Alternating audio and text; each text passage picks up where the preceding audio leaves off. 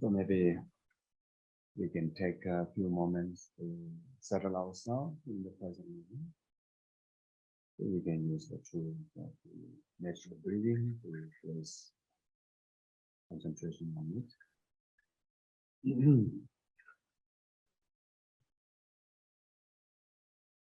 Try to adjust your body, make it comfortable, and try to breathe lengthy, longer than the normal time, normal ways, and try to focus on that.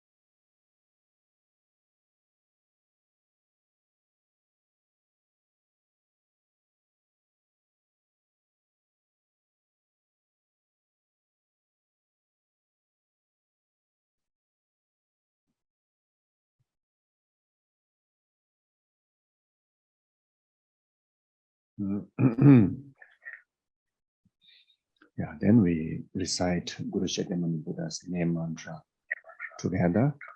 So while reciting, refresh your refuge in Buddha Dhamma Sangha, and as well as generate altruistic motivation to make this very session most meaningful.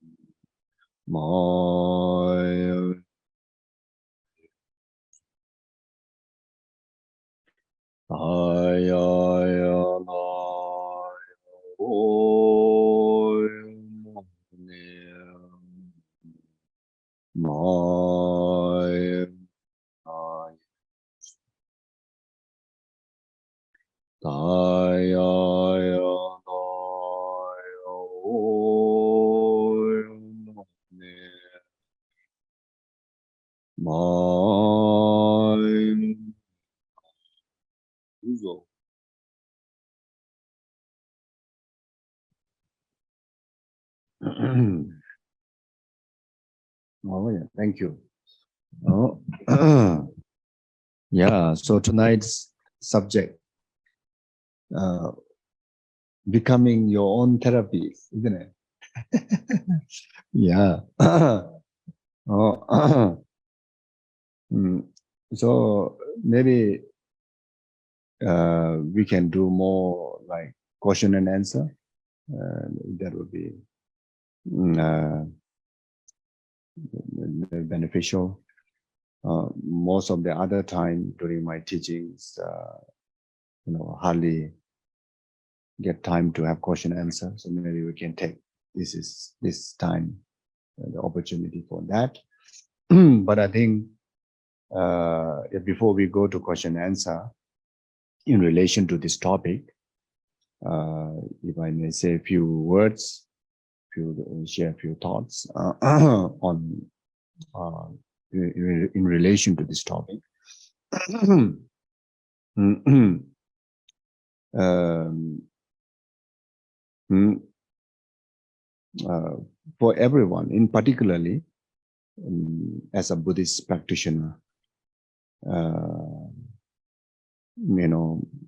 oneself being one's own guide is the most important and very much learning of Dharma or the training in the spiritual path towards enlightenment is all about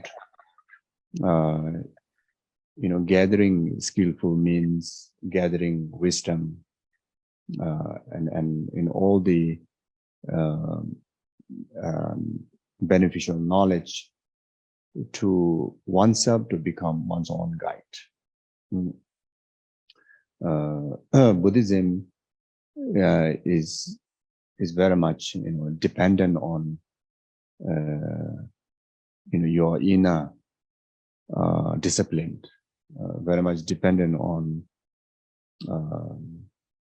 inner development, and very much the guide to be dependent within rather than dependent outside, dependent on external objects. At the very beginning, of course, in order to learn the Buddhist teaching, learn all the wisdom, all the knowledge in Buddha Dharma, we have to depend on external qualified teacher. Then the scriptures, then the community, the environment, such as the Sangha community, where to condition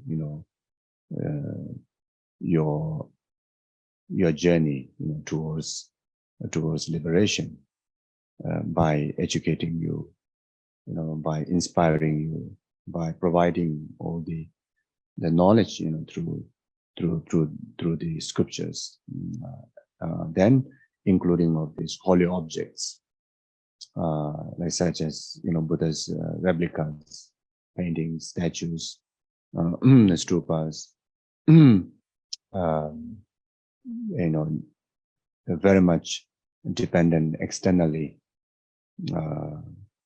to accumulate merit and to purify negativities in relation to varieties of karma yoga. But then just a matter of time, if possible, as soon as as quick as possible, we need to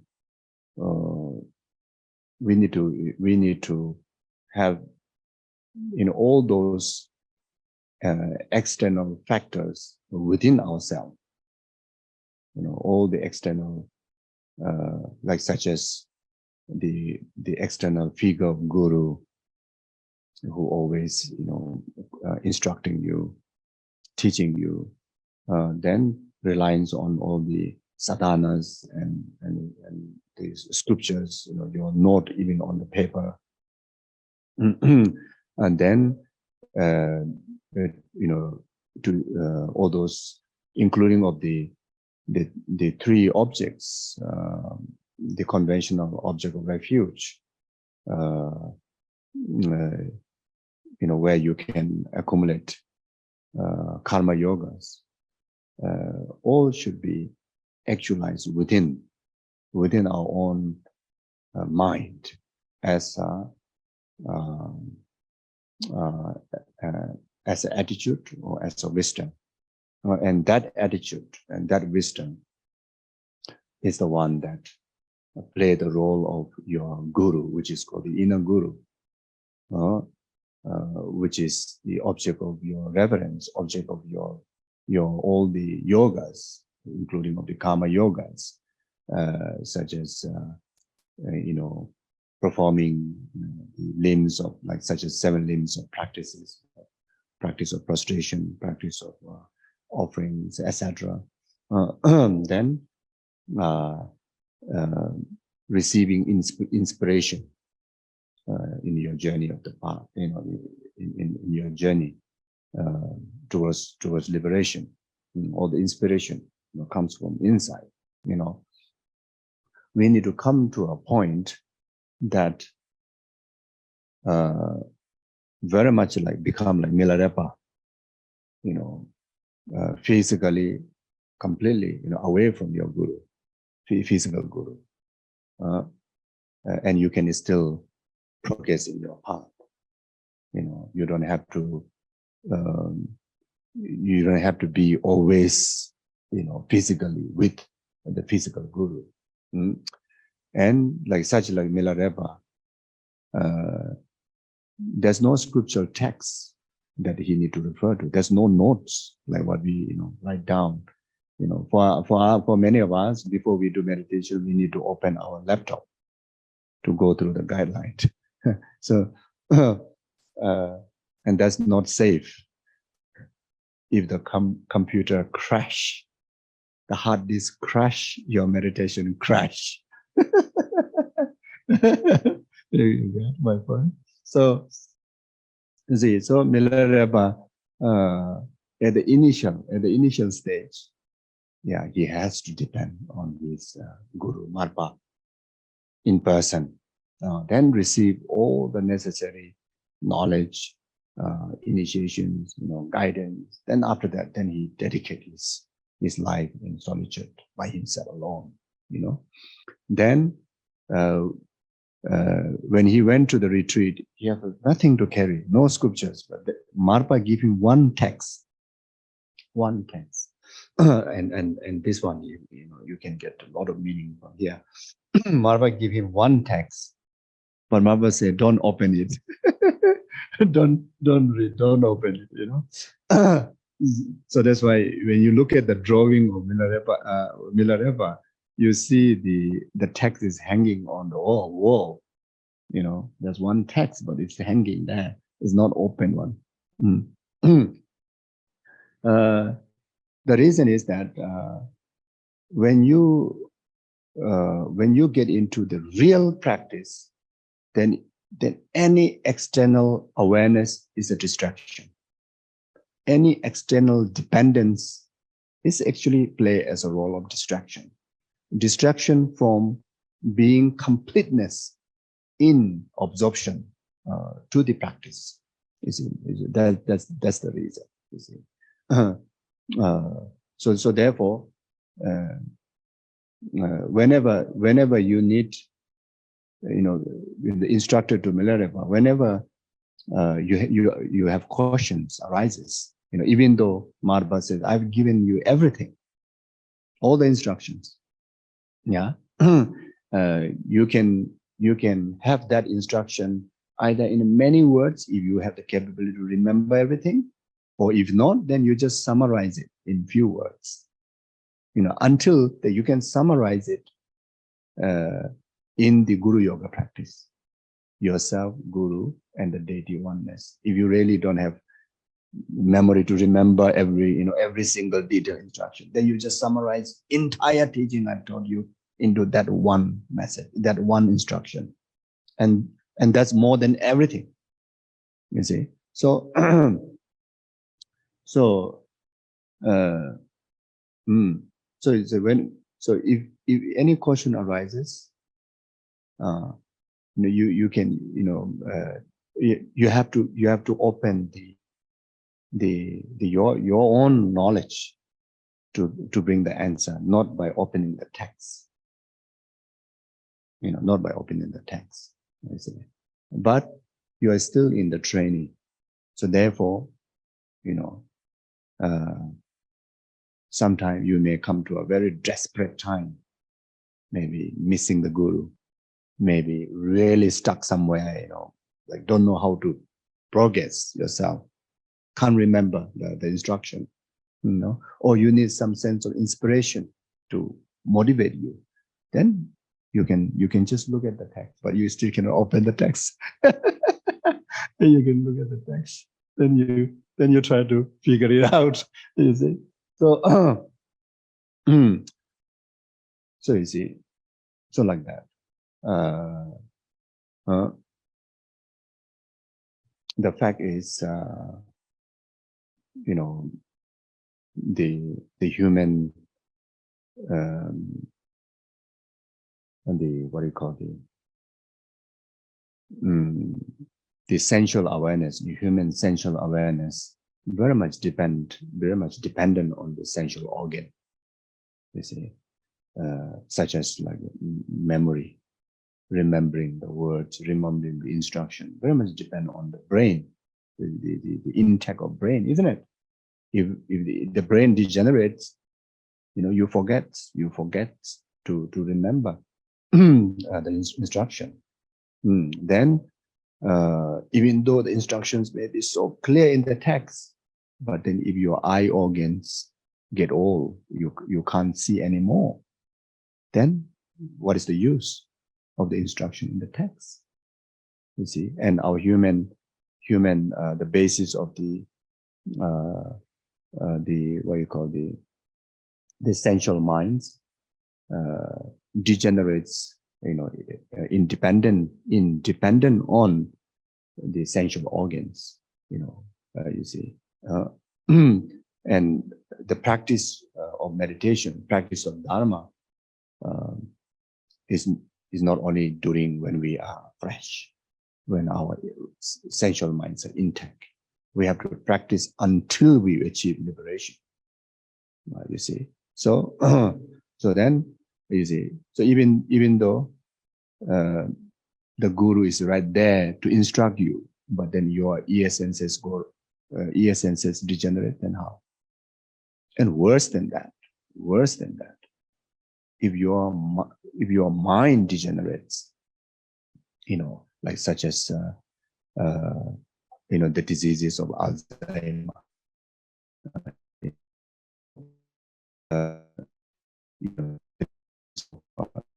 get the mind delusions. Our mind is completely occupied by distractions. The even Guru up there, want to instruct you. Your mind will never hear the instruction. Your mind will not listen to the instruction. You see.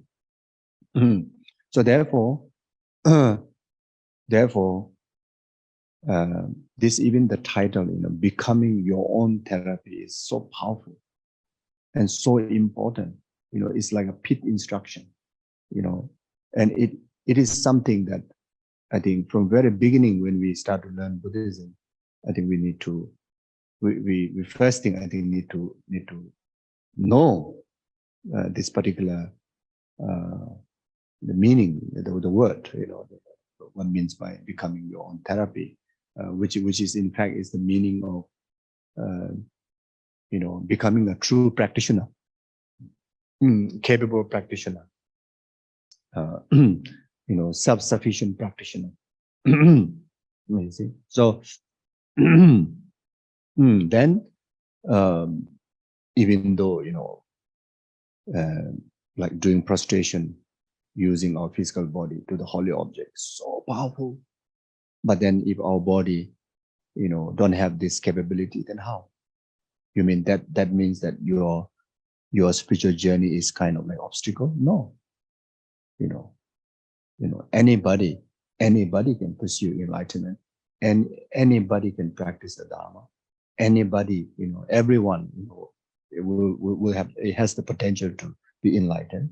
And if the practice is solely depend on external object, then there's a lot of flaws and limitations may comes in our way. You see, so therefore, uh, becoming your own therapy, the the therapy receiving from your attitude and wisdom, the attitude of Dharma, attitude of the wisdom of Dharma. That's a key thing. Even dependent on our physical aggregates to bring the progress in our spiritual, even depending on physical aggregates, even that we need to overcome. We need to overcome. You see, we have to come to a point that we we're dependent on our mind, and that mind is the Dharma attitude and Dharma wisdom, and that also not intellectual Dharma wisdom and not intellectual Dharma attitude, cannot depend. If we depend on intellectual one, then that will, when our memory degenerates, when we have the limitations from the sensual aggregates, through degeneration of old age, etc., sickness, etc., then our spiritual journey will be stuck, stop, obstacle. You see, so we need to go all the way, dependent on the meditative wisdom and meditative attitude. Well habitual Dharma attitude and Dharma wisdom as our inner guide. When you able to develop that, then you become your own therapy, qualified your own therapy. Until then, we are not qualified, I think. Because it's unstable. You see, and we can't practice sustainably. And you see, we need to be so qualified, therapy to ourselves, when we can help ourselves, even at the worst period of our human life, when our sensual minds are completely get disturbed, but we still can sustain our practice. Even at the time that if we get Alzheimer, even there we can still live in our practice.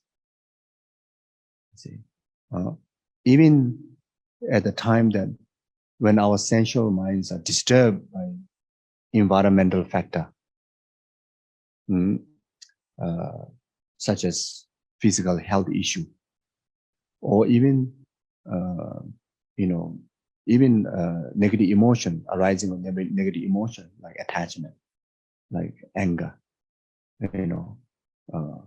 even in that state, even in full of ego, even in that state, you can still use the inner, the wisdom and attitude to transform yourself. You don't completely carried away by, this environmental or the external factors, from our practice, because as long as we are in samsara, suffering environment is always present. as long as we are in samsara, suffering environment is ever present in every single moments of your life. You see, as long as we carry this mind and this body, which is a product of karma and delusion of the past, the distraction is, fully present, all the time. When you go to sleep, when you wake up, when you're happy, when you're unhappy, even when you are in retreat, even when you are doing meditation, even when you are, practicing Dharma. You see, we carry this false view of inherent existence. That's why I make a statement by the great, philosopher masters, like such as Nagarjuna, Asanga, etc., that ordinary beings, ordinary peoples, the mental perceptions is false perception. All perceptions of ordinary person is false. Even though our logical mind perceiving things correctly as interdependent arising or lack of inherent existence, but when our the sensual mind or even our ordinary normal mind, when perceiving objects, we perceive as a true existence. We perceive inherent existence. You see, I perceive you, actually I carry this element of perceiving you as inherent. But my logic saying that no, you are not inherent existent, you are interdependent existent. But my mind projection to you, natural way, is I'm perceiving as a true existence, like a true existing dawn. You see, so therefore it's false. You see, so can you imagine living in the false mind? We are living in ignorance, and living in ignorance, it itself is negative.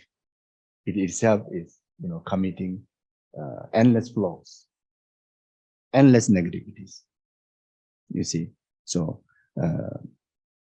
therefore, yeah. So therefore, yeah.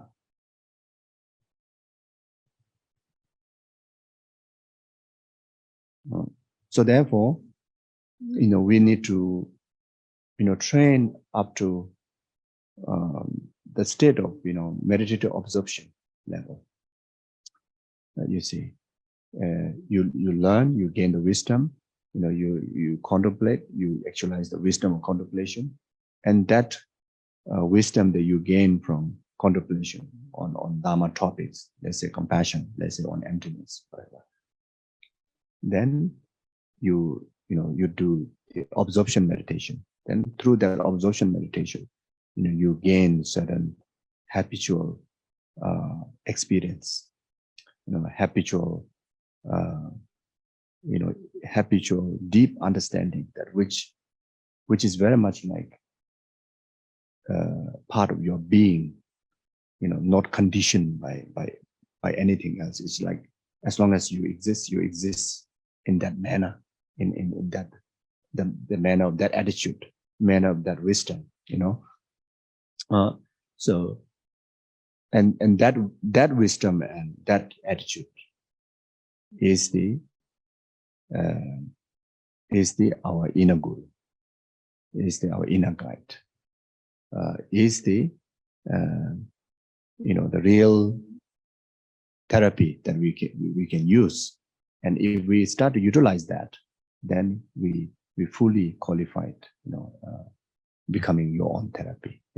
I will understand like that. You see. So therefore, so as I given a reason before, if we don't pursue our spiritual journey in that direction, then there may come a lot of tragedies in the journey of our spiritual life. You see, when your guru is not around, then your Dharma is stopped. Your Dharma practice stops. When you forget the instruction, your Dharma practice stops. You see, when suddenly all your texts are burned, you become lost.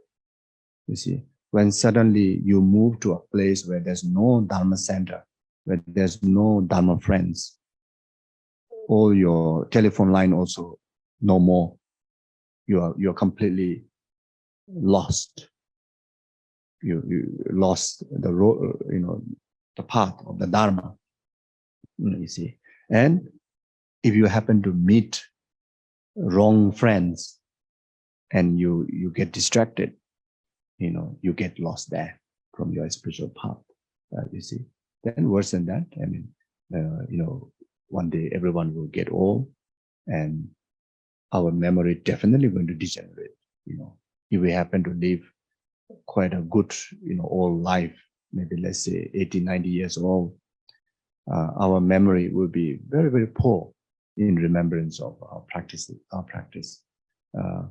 essentially, with our gross mind, then you become kind of like a desperate, helpless old man or woman, and fear, your heart start to get filled with the fear of death, fear of next rebirth, because you have some idea of next rebirth, some idea of Dharma, but then you don't remember clearly how to work it out. Then, we may become even worse than those who never met Dharma. The confusion, and you say, oh, I have that initiation, that practice, that knowledge, but now physically I can't cope with, I can't manage to practice, and mentally also I can't manage, and as if like your refuge is completely going away from you, and our gurus, when we are dying, I mean, the one guru cannot run around to reach to every student, isn't it? And sometimes many of our gurus, the guru, this life's gurus, the external the gurus, are mostly is older than our age. They may not be around when we are dying, when we are in that kind of critical time, isn't it? So we really need to think serious and prepare for that, isn't it? You see, Buddha also taught the Dharma, that his physical existence is not there with us. You see,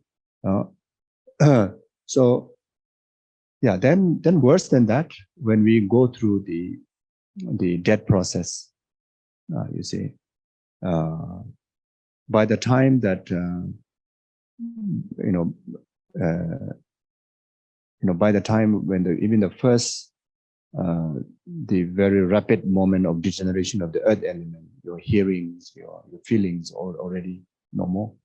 You can't recognize people. Even you happen to show your guru's picture, unable to recognize. Then we may think that, never mind. If one powerful master or monk or nun or practitioner you invite and let them do all the practice for you, and you will be taken care. Or if even your guru happen to be alive, and you just engage the guru just to be there during that process and do all the powerful prayers and liberate you. If it's so simple, then Buddha will, organize few thousands of monks and nuns and practitioners just to do puja, wait for someone dying, and that person no need to practice, and just beside that person just do the prayers and practices, including pova, this very colorful pova. Sounds like very, very, very amazing, it's like, boom, you are gone up there. You don't have to do much work. One powerful Lama initiate the pova, you are done. If it's so easy, Shakyamuni Buddha, why he need to teach 84,000 complicated teachings? Why he need to teach all this emptiness and all this? It's so much trouble observing all these Vinaya vows. I also want to hang around and run around, be wild, isn't it? Why not? Why need to create so much of this rule? then you know, when all this mademiga, emptiness, treaties, you know, why? I mean, he created this for us to waste our time, waste our life? No, isn't it? Then there's so much retreat, you know, when we think of all the Mahasiddhas of India, Mahasiddhas of Tibet, you know, and all then other, you know, practitioners in the West and in the Southeast Asia, unbelievable, you know, intense self-discipline practices they conduct throughout the life. You know, all this not necessary. If just granting the initiation of Powa, your next rebirth is taken care. How simple is that? You know, or just being your guru, physical guru, being in the presence of you, also will taking care of your next rebirth. How easy is that?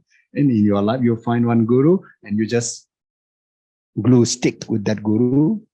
You know, die also you stick with the guru because you're going to take care of everything as long as he or she will be just beside you, isn't it?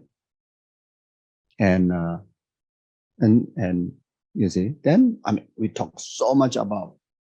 It's very nice to talk. It's very nice to talk, and yes, there are also so much talking, like how powerful the mantra, how powerful the statue, how powerful the stupas. You know, unbelievable powerful. All those are true. All those are true, but is no more powerful than the part within yourself. Is no more, is not extra powerful than, you know, the part within yourself. You see, the benefit that you receive, the part within yourself, the Dharma wisdom and Dharma attitude. None of the other powerful objects can able to deliver that job.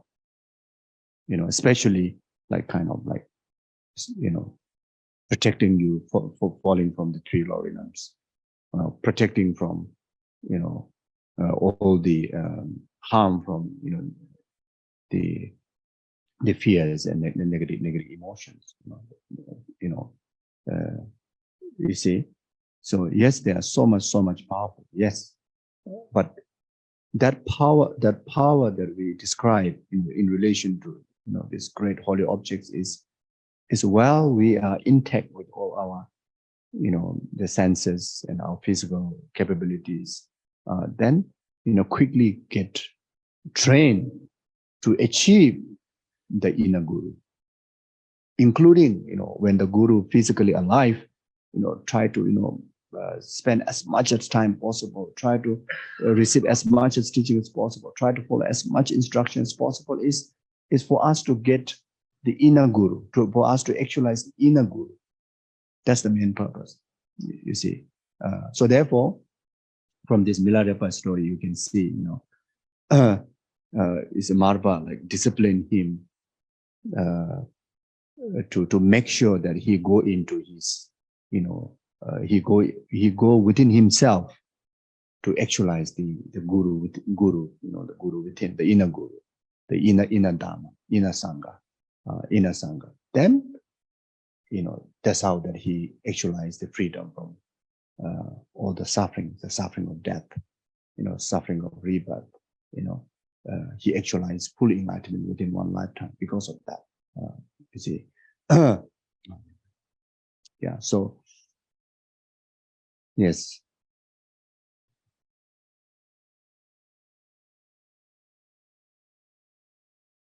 So I think it's a very serious, isn't it? This matter that we need to day-to-day train to, you know, become not too dependent externally. You see, that's why, you know, we need to study hard, because so that you can able to equip all the wisdom of knowledge, learning, and also we need to contemplate hard, rigorous contemplation, so that we can gain the wisdom of contemplation fast, and so that we can really, you know, live a life in absolute, you know, the guidance of, you know, the meditation, not even analytical meditation, more absorption meditation, like that. So then when, like the yogics, they just wander around, they actually is completely in a meditation. Sometimes they even have all sort of behaviors, but they are all those are just external manifestations for certain illustrations of benefits or purifications to the world, to the disciple. But for themselves, they're completely living in meditation. You see, like that. Then when these yogis, when they pass away, they already achieved the immortality. What they really passing away is just discarding, the old cloth, like that, the old vehicle. You see, but the stability of their spiritual journey is never impacted by time, by places, by any environment, like that. So I think something like that. Okay. Makes sense? Any questions here and also from the Zoom in relation to this topic? Geshe, we have a question from online. Sure. Karen, you want to unmute yourself?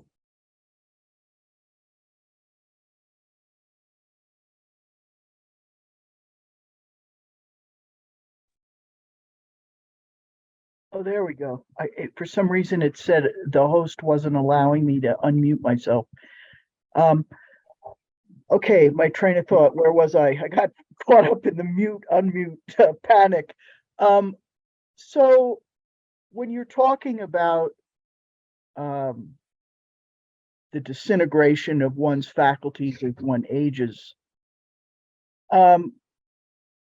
regardless, isn't the actual practice about, even if you've realized emptiness in your lifetime, doesn't it boil down to very simple things, the Four Noble Truths, and truly internalizing and activating loving kindness and compassion? So that when you're old, I mean, that's within you. You're not going to stop being that, even if you can't remember what the Diamond Cutter Sutra is, or, the Jakata Tales, whatever. It's that simple. It's loving kindness, compassion, and the Four Noble Truths, being mindful of that. Correct? Okay. First of all, don't know whether I understand the question or not, but if I may answer roughly,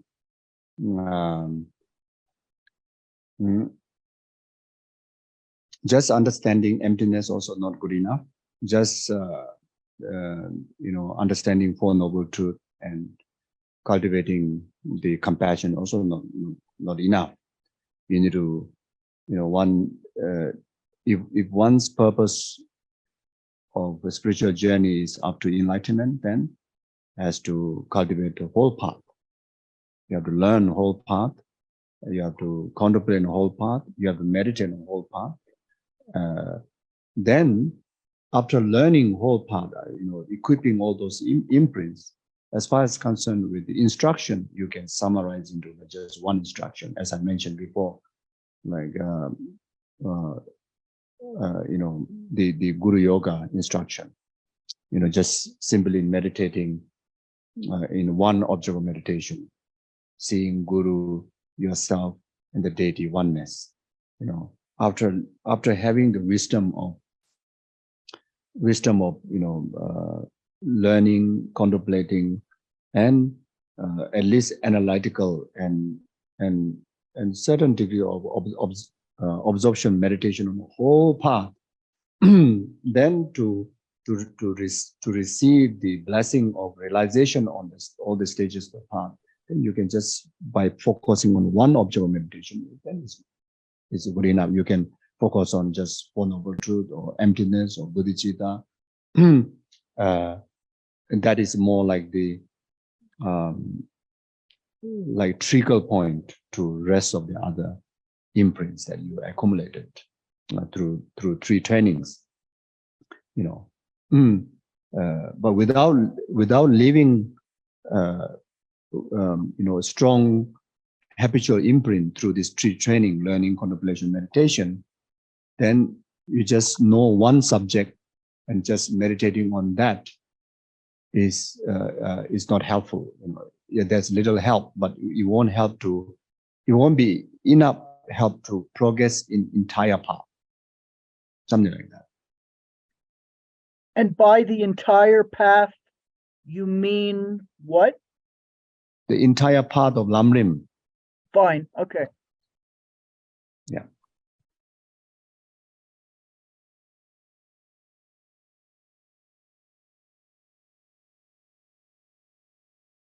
Anyone?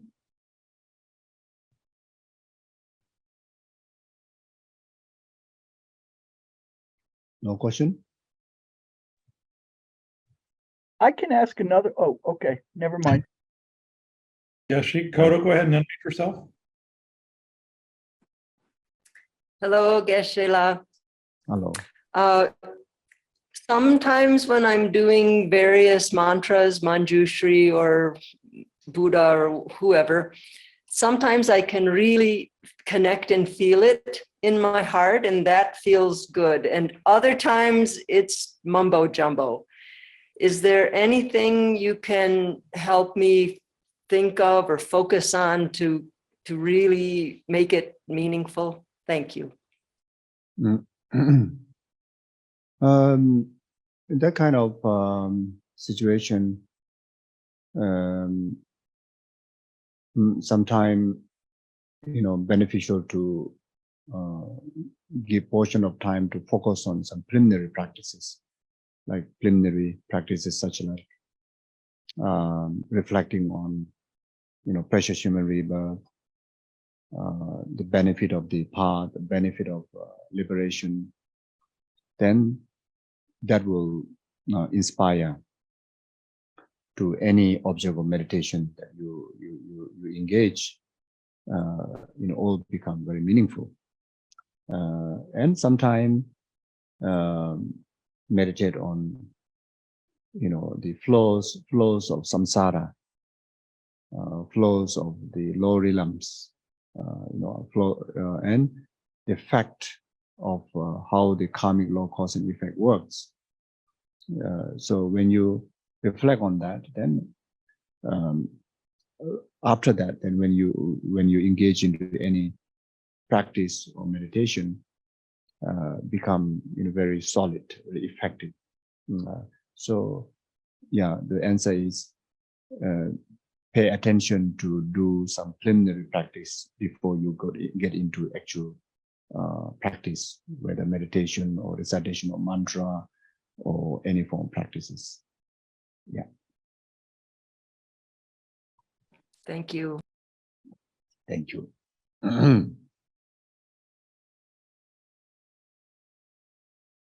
Karen, did you have another question? Kathleen, sorry. Are you talking to me? No question, then I will talk. That's Please. better. No, that's better. You talk. I don't need to ask. Okay, we have some question here. Hello.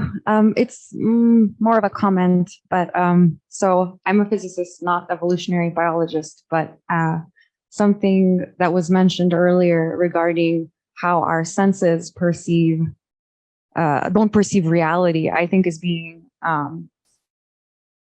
kind of accepted more among evolutionary biologists, in the sense that we actually perceive only what makes us survive. So that could lead to trouble. And I think similarly, emotions have also developed in the same way. So we have to be careful with those. Yes. Thank you. Yes, that's great. From biological point of view, or maybe even from scientific point of view, also to have some idea about that. Like quantum physics, like his son has often mentioned that in their establishment of existence is very much similar to how we actualize existence on the basis of emptiness, or even can interpret establish existence on the basis of cause and condition. Because in order to establish in a quantum physics, whatever need to establish with the right cause and right condition gathering together, then you bring into certain thing, isn't it? In the physical level, isn't it? You need to have a right formula, right ingredients to establish anything, you see. And when they get into investigation of how that thing actualize or how that thing exists, when you investigate on the basis, they come to a point like losing, the substantial existence from its own side. Like how the emptiness view, when we investigate on certain object, then you get to a point that there's no substance from both from the object and subject to be grasped as a true existence. And you come to a point that it's just merely name, merely labelly exist on the collection of so many factors. On the basis of that collection, then you bring about the existence like this flower, you see. But when you go and check on the flower, peel every single atom, you lose the substantial existence of this flower, inherent existence of this flower, true existence of this flower, you see. So so intellectually, we can interpret this way, and we can try to find the ultimate truth of existence in this manner. But then when that take into more deeper level of spiritual practice, it has to experience by our meditative mind, and then only it becomes spirituality. It becomes a spiritual path, spiritual path. You see. Otherwise, you can be spiritual word. It can be spiritual object. Spiritual statue. Spiritual guru. But whether that spiritual guru really become your spiritual path or not has to go on a more deeper level. Whether that spiritual statue of the Buddha become really a spiritual path to you or not is another level. You see, the text, the teaching on emptiness, whether that become really spiritual path or not is beyond the word in the text. You see, when the spiritual guru, spiritual Buddha, spiritual Dharma, spiritual Sangha, or spiritual deity, spiritual sadhana, spiritual meditation when it become path, that path is in fact is unexpressible in the word. Is unexpressible. So it's almost anything that you can describe in the word is not up to the absolute path.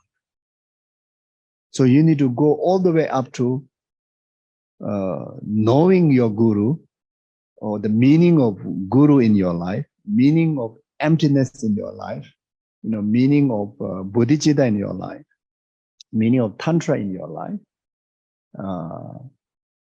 beyond the wordings and beyond the imaginary object that that you see by your eye, you hear from your ear, you know, it's like, you know,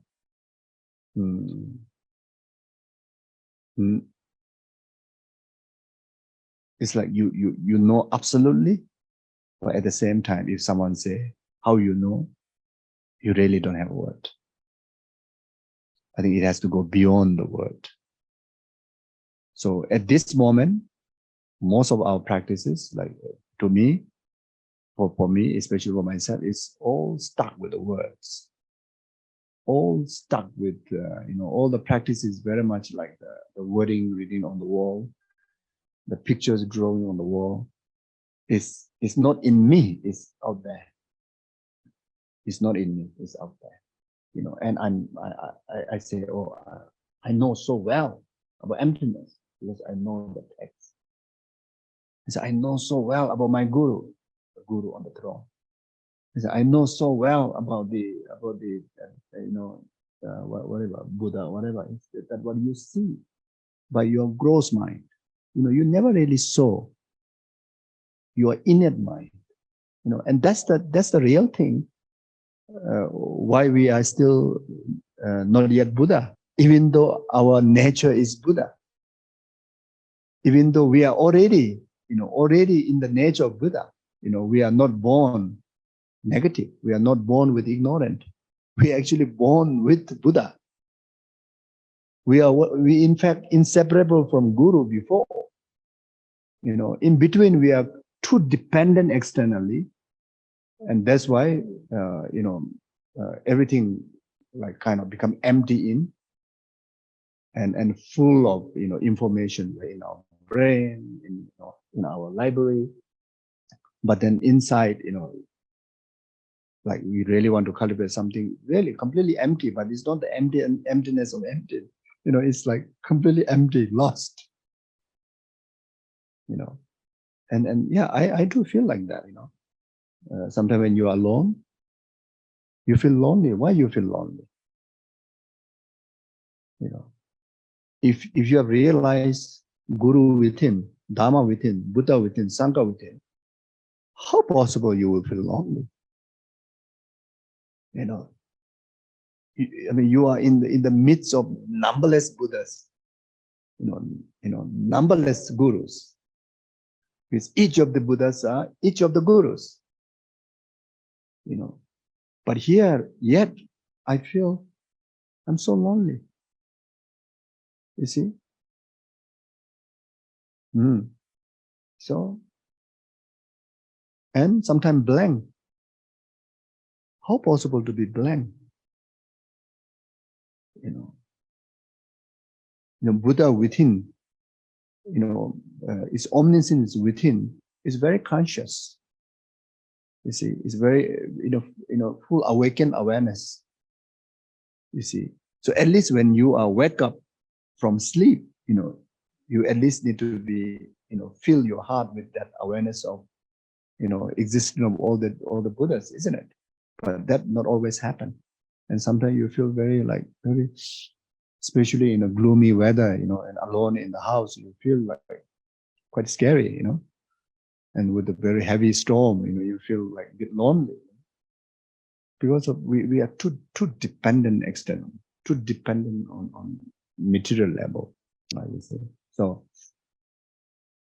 that's why we are so easy to get distracted and so easy to get feared. You see, and in our ordinary life now, when we are very much dependent on our gross mind, the distraction we go through is so limited compared to the inner voice of distraction, the hallucination of distraction that will happen, you know, when we go through, when we lose our gross mind and when we go into the subtle level of mind, like such as like going through that process or in the intermediate state, you know, we don't have these gross senses, and those hallucinations are far more scarier, far more fearful, far more destructive. You see, so so if we are unable to control ourselves or be steady in our attitude and wisdom of the Dharma in application within ourselves, well, still, you know, we are not reached to that kind of the most difficult zone in life. If we get feared, if we get lonely, easily get upset, then we can be quite hopeless during that period when we go through that process. You know, like in a Tibetan culture, you know, there's a Lama dance. You know, the culture of performing Lama dance, and some of the dances are very scary looks. You know, many different type of animals and you know, like human body, but with the animal head, etc. And look so scary, some of them. And you see, the one of the there are many purposes, and many different dances has a different purposes. But one of the purposes of performing certain type of dances in the Lama dance is to illustrate those images that we experience when our gross mind ceases, and when we start to go through the subtle mind process, like such as the 80 conception, degeneration of 80 conceptual thoughts, you know, at the time of dying and intermediate state. You know, that kind of appearances comes in our way, and we freak out. So at least have some imprint, so that you meditate, so that time then you can say, oh, this is just a hallucination of you. I don't have to feel. I can still kind of like stay calm in my emptiness meditation, or bodhicitta meditation, or guru yoga meditation, you know, so you can proceed so comfortably, you know, like that, you see. So so therefore, yeah,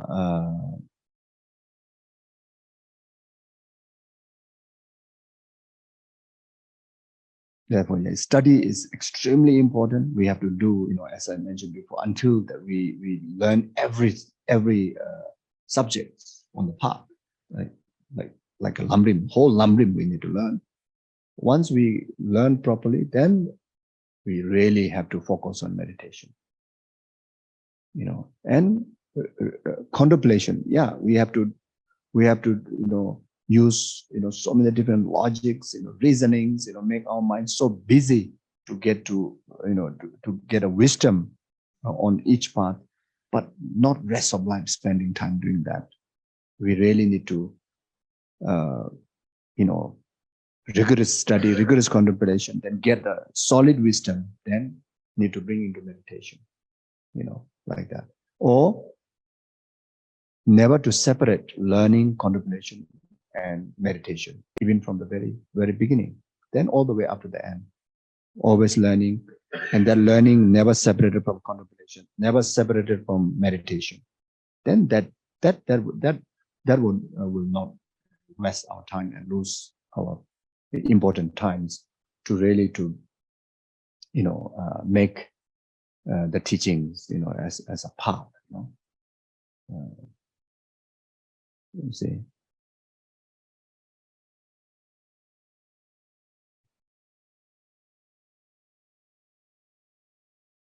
So like something like that. That make sense? Geshe, we have one more question online. Medana, Yes, would you like to ask sure. yourself? Yes, hi, Geshe. Hello. Actually, Geshe already answered half the question already about the time of death. And my question was relating to how to help, you know, families at a time of death if untrained mind, would it, you know, if we don't know when that time comes, but, you know, if people have moved the body already, what would be the last important thing to tell?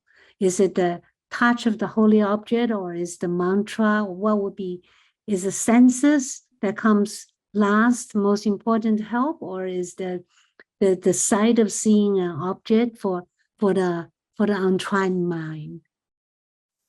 Yeah. It's very much depend on the individual person. if the individual person hearing is intact, then whatever, Dharma through hearing can, if the person is practitioner, then try to remind, those practices that person been practicing throughout the life, as a one of the, it can be the, certain particular mantra, certain particular guru to he or she relate, certain particular practice, sadhana she or he may be doing.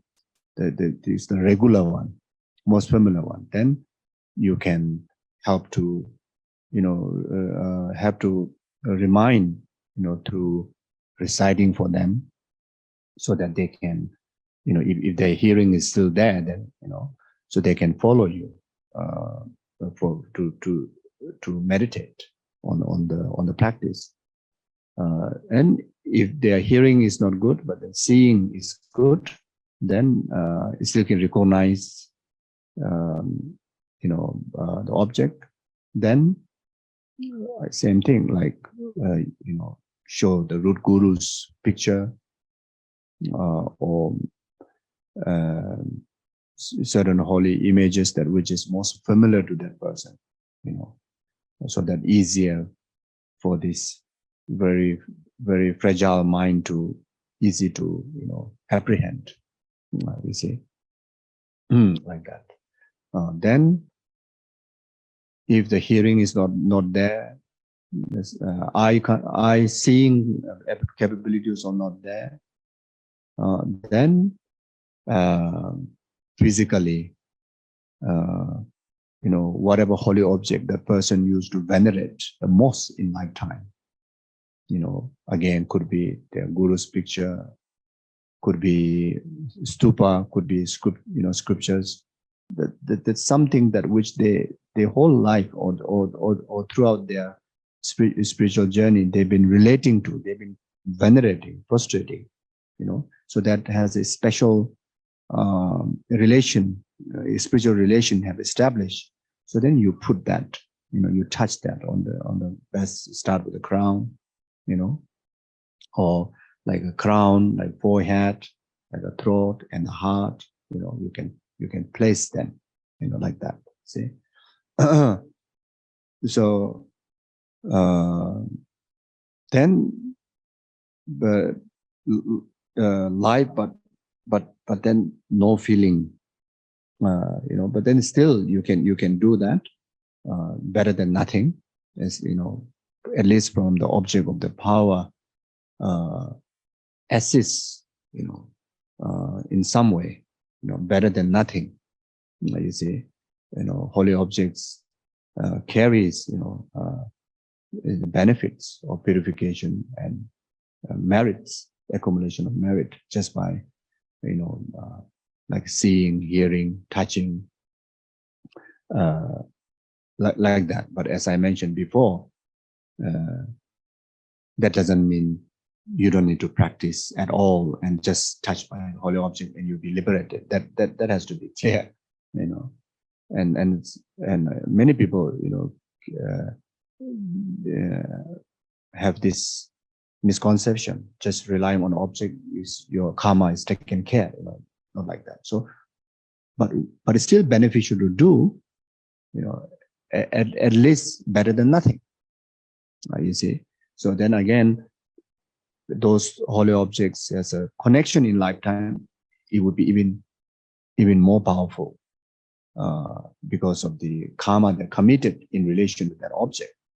You see. Then if the person while dying, like reciting all those powerful mantras, there are certain mantra, certain prayers, like such as Medicine Buddha mantra, they like the 10 powerful mantras, like that is stated in the sutra, and Lama Zopa Rinpoche, compile, very easily for us to use. So these mantras, the deities and bodhisattvas, the mantra they belong to, during their training on the path, they made the aspiration in particularly when someone is dying, when someone in such critical time, then hearing the name, like hearing the name, like the name of medicine Buddha like that, then you will purify immense of karma, So because of the Buddhist aspiration, unlikely than all the other mantras, it becomes so powerful to the dying person, So you can recite those of the mantra. So in the person pass away, then like such as the 8 great prayers. Then again, the 8 great prayers are the prayers pronounced by Buddhas and Bodhisattvas, like such as King of Prayers, pronounced by Buddha himself, and specifically made an aspiration, when someone is, it benefit all sentient being in any time, but especially when someone pass away. When you recite in the name of that person, these aspirations, help to purify, immense of karma and purify immense of sufferings and condition to cause better lives in future lifetimes, like that. So you can do all these things, Then like even like the power practice. If the person has certain training in the lifetime, the power practice, and already achieved some power experience, then of course the best is you do power by yourself, and that's really you're actualizing the path, utilizing the path, like becoming your own therapy. That's the thing. But then if someone never trained in power, then but at least with someone qualified to do power, providing the practice of power, will condition a lot of positivities and condition to protect from many negative events, you see, so like that.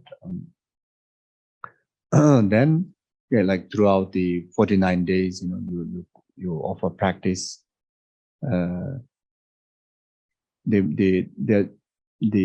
The family members, providing those prayers and benefits to the deceased one, or to the dying person, or even an animal who have connection to you, and then similar benefit it goes, because of the karma, the interdependent event that you accumulated, in between you and that animal or that person throughout the lifetime, that also play a major role in bringing a powerful impact when you commit negativities in the name of that dying person or in the dead person. Then as a family, you condition so much negative environment, the dying person to die miserably, and the dead person to encounter negative karma, ripening of their own negative karma by the conditioning of you as a family member. Then but if you do the positive way, then similar way is so powerful, then because of the karmic relationship, you see. So everything exists, in the nature of emptiness, isn't it? So that's similar meaning. Everything exists in the nature or interdependent arising, you see. So good or bad. So when you create positive interdependent cause and condition relationship, then you can actualize the actual benefits in that way, you see. But without creating the interdependent cause and condition between two persons, and just suddenly someone just try to help you, you cannot receive that much impacted benefits, Then sanghas, like gurus, praying for the dying person or the dead person, is very much equal benefit that you receive. Again, because of the spiritual interdependent karma that you committed because of that. You see, anyhow, anyone, great yogic. Yes, the one-sided, there's a great power because the person may have a great samadhi, but then yourself never have a connection, never committed interdependent condition from your side, then the receiving of the benefit is lesser than to whom someone that you have karmic connection. You see? So due to that reason, then the gurus are very, very powerful. When someone's sick, when someone's dying, or whenever we are in trouble, if guru think of us, guru pray for us, so powerful. You see, or the sangha also, the sangha community to whom that you have like a spiritual connection, like such as same spiritual brother sister of the same guru, or you have a special how to say, a certain connection that you met with the certain sangha community. Then when that sangha praying for the your family members who are sick or dying, or yourself who is sick or dying, then praying is much more greater benefit than any sangha praying for you, like that. You see, so like that. So yeah, something like that. Thank you, Geshe. Thank you. Yeah, thank you. Oh, I think I already took more your time. Okay, you have any more questions? Otherwise, we will stop here.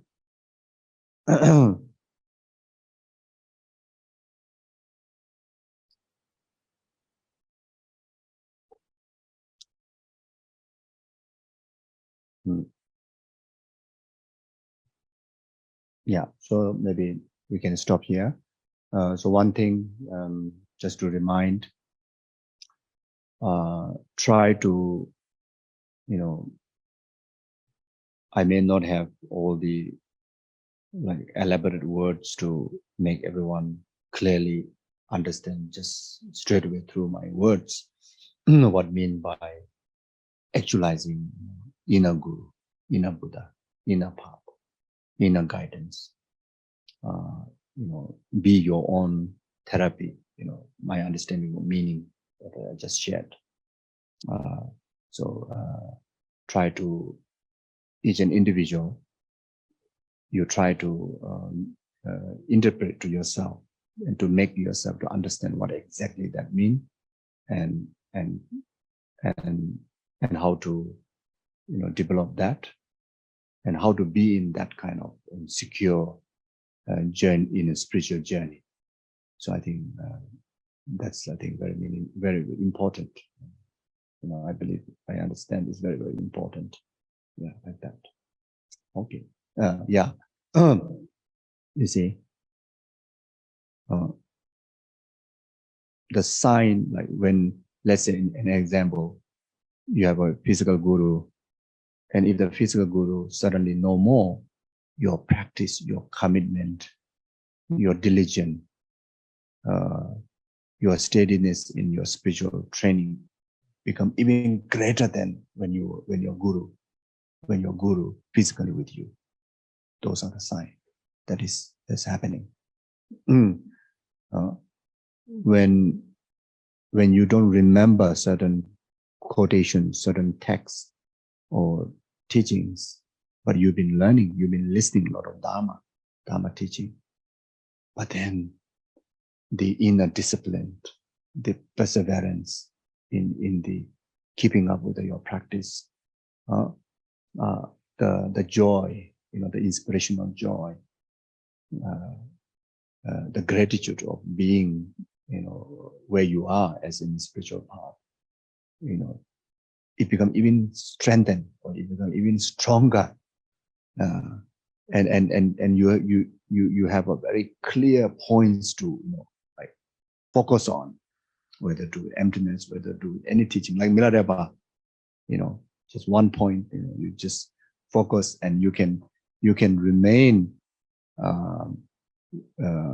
without interferences of even you have nothing to eat, you have no proper home to stay, or even at the time that where everybody blame you, everybody criticize you, everybody forgets about you, but then you are still holding that dignity, that divine pride, that satisfaction, that fulfillment, that confidence, that shining, like as even when people see you, after some time, when people, your long lost Dharma brothers, sisters see you, it's like you have applied maybe 10 layers of coconut oil or olive oil, virgin olive oil, like so pacified, peaceful, shining, okay, not really mean the physical shining, the energy I'm talking about, okay, that kind of effect, when you get, then as a sangha, as a like monks or nuns, when you are surrounded by so many obstacles, maybe no place to live, maybe no far away from monasteries, and then maybe full of distractions, like during Buddha's time, there's so many maras and appear in so many ways to disturb his meditation, like that. And so there may be so many distractions to give up your ropes, but then never, even maybe whole world thought that you are disturbed, but you're still your pure sangha intact, and it's like well trained after a long time when you see that kind of sign, you see, not like immediately like just meeting one condition then just give up everything like that, you see. So in ordinary practitioners life, if the life circumstances bring you in all sort of places, maybe very nasty places, very isolated places, or in the life the situation comes, everybody tends to blame you, everybody tends to see only faults in you, but then you are completely pacified like arahat, you remain your coolness, pacified, peace, inwardly, nothing disturbs, rather able to transform, take everything as a tool to develop yourself, like this is what all the Mahasiddhas have done. All the Mahasiddhas have done. I give you one example. I am taking too much time, but this Geshe Langri Thamba, who composed 8 verses of thought transformation. So Geshe Langri Thamba, that time in Tibet, he was like an outshining Kadamba master, and he's like kind of like someone to look up to, the greatness in scholarly as well as greatness in his discipline, in his practice, and his realizations. So he has so many disciples, to come and receive teaching. So he was teaching very extensively, and he has so many sangha disciples. Sangha disciples. Langri Thamba, he himself is a fully ordained sangha. So he was teaching to so many great monks in the sangha community. So many from the region. He is to look after as like purest sangha, purest monk, purest guru, most qualified guru, like that. And one day from the village, one lady came with one newborn baby. Then in the middle of teaching, this lady came in and put this newborn baby onto Langri Thamba's lap and said, please take care of your own child. Then didn't say anything. They said, please, I cannot, please, you take care of your own child, your own baby. So all the Sangha, but, I mean, not all, but most of the Sangha, even those who so-called, they are great practitioner, good practitioner, and they've been relying on Geshe Langri Tamba for a long, long, long time. It's very much like nurture you from the first time entering into the Dharma all the way up to now. Even their faith shattered. You see, wearing a robe. Now is still wearing a robe after even having a baby, and still teaching us discipline, teaching us how to behave, how to practice. And there are also so many lay practitioners who listen to teaching. All of them, most of them, they just like lost faith. And Geshe Langri Tamba has an attendant.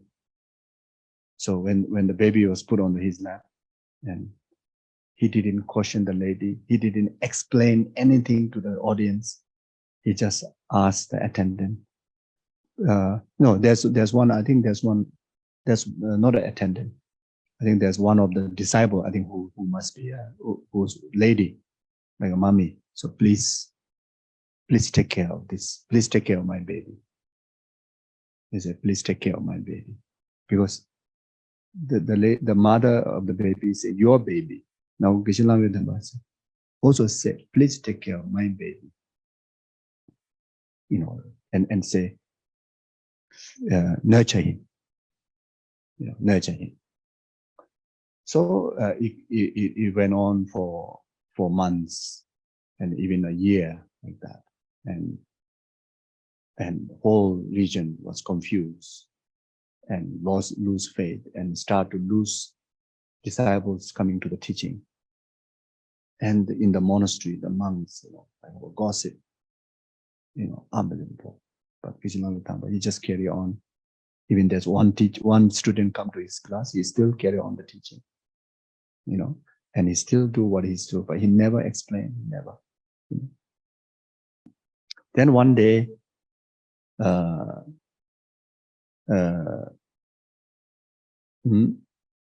one day, they had a big event, and again has a big gathering. So Geshe Langri Tamba, anyway, he is still being the senior. He was still sitting in front and facing down. And the baby boy was already nurtured and well also among the audience. And that mother of the baby came and said, give me back my baby. Then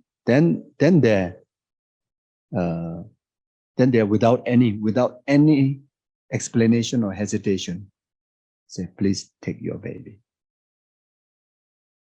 But no explanation, but still confused. Then the lady voluntarily came to tell the truth. He said that she has so much problem with not having baby. So many baby have died before. Then she went to one meditator who provided her antidote in order to save that baby, save that baby's life. And to do that, it says that you go and during certain period of time that you need to, to save the baby, you need to pass the baby to Langri Tamba.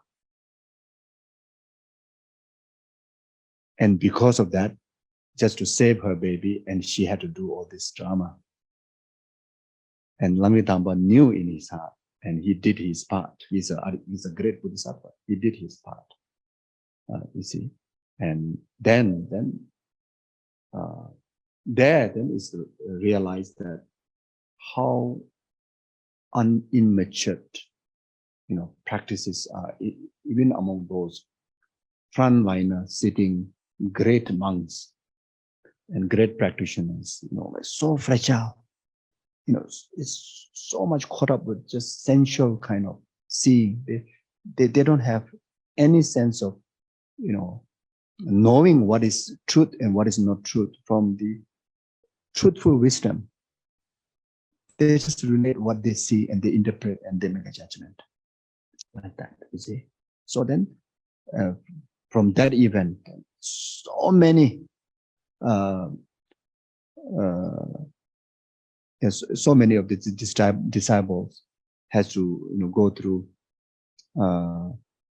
Another important thing is, so during the period of Langri Thamba taking care of this baby, Langri Thamba organized so many purification practices, like a Vajrasattva purification practices, prostration practices, and even so it's like collectively, like he himself engaging in like prostrations, etc. and all. Then the community get even more doubt. You see, he committed the negative karma. So now, therefore, now he's doing purifications. You see. Otherwise, if he didn't commit it, he don't even want to engage in the purification practices.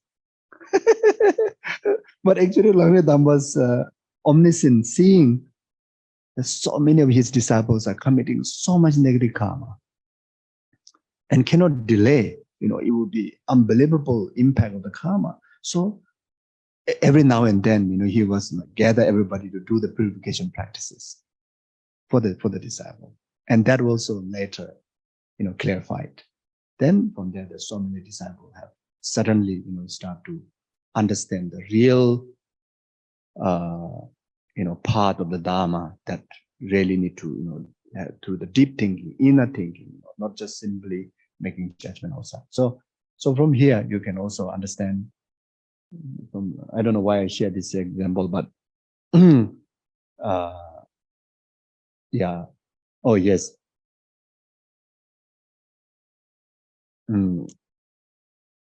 In relation to guru, even in relation to guru or sangha or to any practitioner, even you see things, even you hear things, but as far as concerned with, your faith, your conviction, is to do with very personal and internal kind of, your own business, and nothing is kind of making others' business. I think maybe something like that.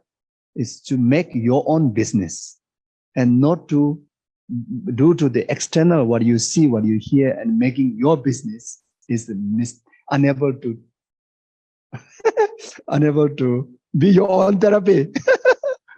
so even then you're able to stay intact being your own therapy, and you're able to apply the therapy, and you didn't lose your faith, and you didn't lose your faith in Sangha, your Guru, the Dharma, by any external factor. Then this is the example, is a sign that intact.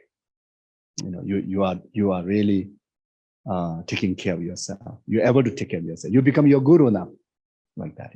Okay, thank you. Stop here. Good night. Thank you. Sure.